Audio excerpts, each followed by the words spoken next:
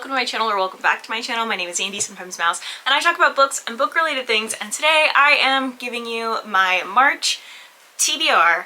As usual, I will be breaking this TBR down into different sections. I will be starting with the book that I'm going to be reading with my husband, my series continuations, the advanced reader copies that I really need to read and review, and then other recommendations, whatever else, you know, messy. This list is not very long, although the last couple of months I have been reading considerably more than I expected to, so I have a feeling that I will end up reading more than whatever I put on this list. But we'll see. I'm still being very gentle with myself when it comes to the amount that I'm reading and my expectations around that. With that being said, let's get this show on the road. First up, for the book that I'm reading with my husband, we have Gideon the Ninth by Tamsin Muir. If you don't know what's happening with my husband, watch any of my vlogs and it will get into the details of that. I'm not going to talk about it, but this did get delivered to him, which is exciting because I wasn't really sure if it was going to get approved or not. So this is exciting. It is about lesbian necromancers. 10 out of 10. And I've read it several times. If you don't know the gist of Gideon, I really honestly even reading the summary, even explaining it to you verbally, it will not make sense unless you read them. And it is not for people who need the book to make sense. It's really not. But I am going to be reading this one. I might read this second book as well this month. It very much, which would be Nona the Ninth. It very much depends on if my husband finishes his copy or not. If he finishes his copy, then I'll read Nona. If not, we'll read it. Not Nona. Harrow. Harrow's next, then Nona. If he finishes it, then I will read Harrow. If he doesn't, then I will read Harrow next month. Then for series continuations, we have first The Familiar by Mark Z. Danielewski, book 3, which is Honeysuckle and Pain. This book has been following several different characters, honestly, but kind of predominantly Xanther and this cat that she's found. I am still almost done with book 2, so I can't get too far into detail, and much like most of Mark Z. Danielewski's books, it's very hard to explain what the book is about unless you are reading it. It is very multimedia. There's a lot of like random pages where the fonts don't make sense. There's pictures, all kinds of stuff. So if you've read House of Leaves, this is very similar vein, just maybe not as complex as House of Leaves. This was also supposed to be like a massive book series, I think like 16 books or something crazy, but I think they stopped around 6.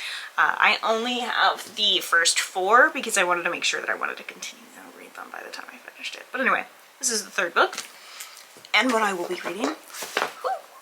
I almost dropped everything off my desk. That would have been so bad and stressful. Okay, moving on. We have Dark and Hollow Star by Ashley Shuttleworth. I will be rereading the first book, obviously, but that's because A Cruel and Fated Light is coming out, or is already out. It's already out. The third book's actually the one that's coming out this year, and I haven't even read the second book. And I have a lot of reasons for that. For centuries, the 8 courts of the folk have lived among us, concealed by magic and bound by law to do no harm to humans. This arrangement has long kept peace in the courts until a series of gruesome and ritualistic murders rocks the city of Toronto and threatens to expose the fairies to the human world. 4 queer teens, who each hold a key piece of the truth behind these murders, must form a tenuous alliance in their effort to track down the mysterious killer behind these crimes. If they fail, they risk the destruction of the fairy and human worlds alike. And if that's not bad enough, there's a war brewing between the mortal and immortal realms, and one of these teens is destined to tip the scales. The only question is, which way? Here's the reason why I'm not very excited about this, but I'm going to read it anyway. I read this book for her. For her. For her. That's it. For her. No one else. Just her. No one else. No one else. The second book has the boys on the cover, and I didn't care about them. I didn't care about them when I read the book. I finished the book thinking, wow, wish I had less of them to read about and more about my ladies here. The third book, I'm pretty sure, is also focusing on just the boys. So I don't want to read about them. I don't care about them. I want more of her. So I have really low expectations, but I will be reading A Dark and Hollow Star and A Cruel and Fated Light by Ashley Shuttleworth as well, with low expectations. I hate to say it. Next we have 9 Liars by Maureen Johnson. Now, this is the, what are they called? The Truly Devious series, and I own the first 3 of them. I don't own the fourth one, although I have read it, and I don't own the fifth one because they are all one series, but I think that the trilogy goes together, and then the next two books were kind of like, wow, I made a lot of money off of Truly Devious, may as well keep writing Truly Devious. So yeah. Anyway. Senior year at Ellingham Academy for Stevie Bell isn't going well. Her boyfriend David is studying in London. Her friends are obsessed with college applications. With the cold case of the century solved, Stevie is adrift. There's nothing to distract her from the questions pinging around in her brain, questions about college, love, and life in general. Relief comes when David invites Stevie and her friends to join him for a study abroad, and his new friend, Izzy, introduces her to a double murder cold case. In 1995, 9 friends from Cambridge University went to a country house and played a drunken game of hide-and-seek. 2 were found on the woodshed the next day, murdered with an axe. The case was assumed to be a I can't say that word. We're not even gonna try. It's a joke amongst my friends that I can't say that word. The case was assumed to be a robbery, because I can't say the word that's written here. It's gone wrong. But one of the remaining 7 saw something she can't explain. This was no break-in. Someone's lying about what happened in the woodshed. 7 suspects, 2 murders, 1 killer, still playing a deadly game. Dun dun dun! I'm not as excited about this as I expected to be. I think it's because I'm really phasing out of young adult thrillers. I enjoy them, but I'm really phasing out of them because a lot of them I'm like, oh my god, just mind your business and none of this would be happening to you, you know? Anyway, next up we have my advanced reader copies. Starting with The Trees Grew Because I Bled There, collected stories by Eric LaRocca. If you have been following me on the internet for anything in the last 6 months, you know that I worship the ground that Eric LaRocca writes on. Yeah, I said writes on. I'm just kidding. I don't do that, kind of. I really enjoy his horror. I think that he does a fantastic job of writing horror. It grosses me out. What Have You Done Today to Deserve Your Eyes still lives in my head absolutely rent-free. It's wild. I think about his books incessantly, and now my point of reference for finding out where somebody sat with their ability to handle horror used to be not A Certain Kind of Hunger. That's a completely different book, although. Wow, my brain is blanking. Hopefully editing me will put the cover here, but it's the one where you eat humans instead of animals. Blank. Just blank. Anyway, but now things have gotten worse since we last spoke by Eric LaRocca. So anyway, this is a short story collection, 8 stories of literary dark fiction from a master storyteller. Exploring the dark shadow side of love, these are tales of grief, obsession, control. Intricate examinations of trauma and tragedy in a raw, poetic prose. In these narratives, a woman imagines horrific scenarios while caring for her infant niece. Online posts chronicle a cancer diagnosis. A couple in the park with their small child encounter a stranger with horrific consequences. A toxic relationship reaches a terrifying resolution. Seems terrifying, and I'm excited about it. Next, we have How I'll Kill You by Ren DeStefano. I don't know why I can't pronounce things today. Sissy has an interesting family. Always the careful one, always the cautious one, she has handled a cleanup while her serial killer sisters have carved a path of carnage across the U.S. Now, as they arrive in the Arizona heat, Sissy must step up and embrace the family pastime of making a man fall in love and then murdering him. Her first target, a young widower named Edison, and their mutual attraction is instant. While their relationship progresses and most couples would be thinking about picking out china patterns and moving in together, Sissy's family is reminding her to think about picking out burial sites and moving on. But then something happens that Sissy never anticipated. She begins to feel protective of Edison, and then, before she can help it, she's fallen in love. But the clock is ticking, and her sisters are growing restless. It becomes clear that the gravesite she chooses will hide a body no matter what happens, but if she betrays her family, will it be hers? And finally, for the advanced reader copies, we have The Perfect Ones by Nicole Hackett. 2 days after arriving in Iceland for an influencer trip, Instagram celeb Alabama Wood, I can't take that name seriously, goes missing. With no leads, the Icelandic police start their investigation by focusing on the 2 influencers seemingly closest to Alabama on the trip. Celeste Reed, Alabama's best friend of 10 years, and Holly Goodwin, fitness guru and Alabama's unwilling idol. Celeste and Alabama have grown apart recently because Celeste has been too distracted by her 5-year-old's behavioral issues and her husband's refusal to admit that there's a problem. What Celeste doesn't tell them is how she's been coping with these worries and how it involves Alabama in ways no one would guess. On the outside, Holly appears to have everything: the husband, the body, and over 1 million Instagram followers. In reality, however, Holly came to Iceland to escape the implosion of her life behind the screen. The only person who suspected something amiss behind Holly's precisely filtered pictures is Alabama. As secrets are revealed and loyalties are tested, debut author Nicole Hackett asks, do we control our online image, or does it control us? And now we just have my general other books. Some of them were recommended to me, some of them are just stuff that I've had on my TBR for a little while and I've been meaning to read and just I have not gotten around to it. First up, we have The Book Eaters by Sonia Dean. This, I believe, is a horror adult book. Landis, Manic Femme, recommended it to me and they were adamant that I would enjoy it, so I'm kind of excited about it. Out on the Yorkshire... It would help if I could talk today. It's honestly a problem. Out on the Yorkshire moors lives a secret line of people for whom books are food and who retain all of a book's content after eating it. To them, spy novels are a peppery snack, romance novels are sweet and delicious. Eating a map can help them remember destinations, and children, when they misbehave, are forced to eat dry, musty pages from dictionaries. Devon is a part of the family, an old and reclusive clan of book eaters. Her brothers grew up feasting on stories of valor and adventure, and Devon, like all other book eater women, is raised on a carefully curated diet of fairy tales and cautionary stories. But real life doesn't always come with happy endings, as Devon learns when her son is born with a rare and darker kind of hunger. Not for books, but for human minds.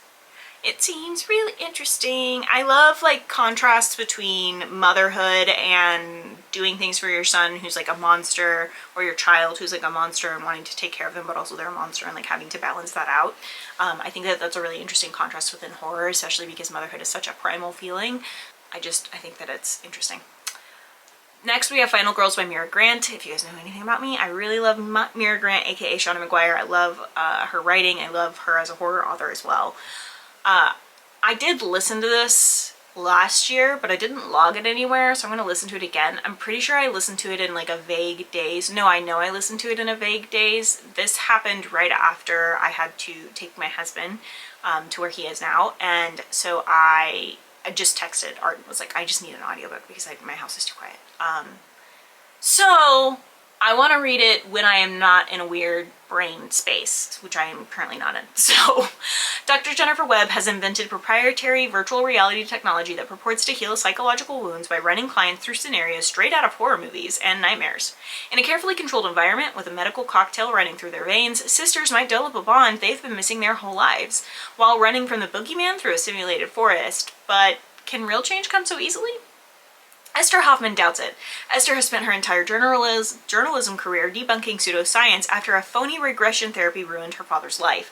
She's determined to unearth the truth about Dr. Webb's vetting company. Dr. Webb's willing to let her, of course, for reasons of her own. What better advertisement could she get than that of a convinced skeptic? But Esther's not the only one curious about how this technology works. Enter real-world threats, just as frightening as those created in the lab. Dr. Webb and Esther are at odds, but they may also be each other's only hope for survival. Next, we have Firebreak by Nicole Corner-Stace. This is another recommendation from Landis. Like everyone else she knows, Mallory is an orphan of the corporate war. As a child, she lost her parents, her home, and her entire building in an airstrike. As an adult, she lives in a cramped hotel room with 8 other people, all of them working multiple jobs to try and afford water and make ends meet. And the job she's best at is streaming a popular VR war game. The best part of the game isn't killing enemy combatants, though. It's catching in-game glimpses of Spec Ops operatives, celebrity super soldiers grown and owned by Stellaxis, the corporation that runs the America she lives in. Until a chance encounter with Spec Ops operative in the game leads Mal to a horrifying discovery. The real-life operatives weren't created by Stellaxis. They were kids, just like her, who lost everything in the war and were stolen and augmented and tortured into becoming super soldiers.